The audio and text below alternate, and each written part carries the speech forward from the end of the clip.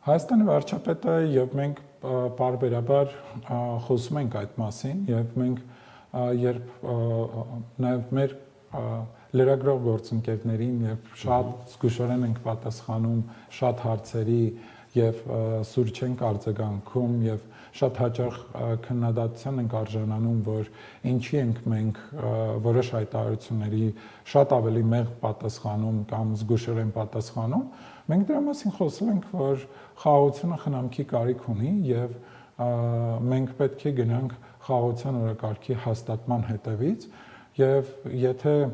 որևէ թեմա գեներացվում եւ փորձում են օրակարգում միշտ պահել, մենք դրա մասին բարձրաձայնում ենք եւ վարչապետը ՄԱԿ-ի ամբիոնից էլ է բարձրաձայնել եւ այսօր էլ Եվրոպայի խորհրդարանում է բարձրաձայնել եւ մենք դրա մասին բաց ենք խոսում։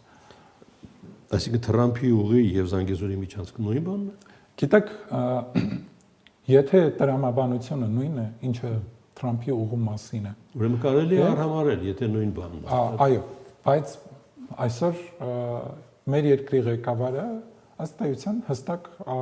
այսօր չէ, ՄԱԿ-ի ամբիոնից դիմել է ադրբեջանցի գործընկերոջը, որպեսզի հստակեցնի ինչ նկատի ունի Զանգեզուրի միջանցք ասելով եւ այս խոսույթը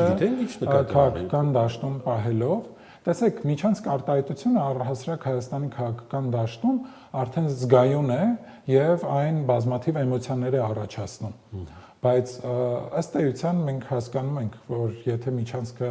արտատարածքային չէ, ապա այն ունի նույն նշանակությունը, օրինակ, ինչ հյուսիս-հարավ միջանցքի մասին ենք մենք խոսում, որը մեր երկրով է անցնում։ Եթե այս տրամաբանությամբ է գնում եւ մարդիկ այդ կերպ են ընկալում, ապա դա որևէ բան չի փոխում, բայց ես կարծում եմ սա նաեւ վերաբերմունք է Միացյալ Նահանգների նախագահի նկատմամբ։ Եթե այստեղ երակողմ համաձայնություն է ձեռք բերվել կամ երկկողմ համաձայնություն է ձեռք բերվել Միացյալ Նահանգների նախագահի ներկայությամբ եւ այդ փաստաթղթի տակ Միացյալ Նահանգների նախագահն էլ է ստորագրել, ես կարծում եմ, որ պետք է հավատարիմ մնալ այս փաստաթղթի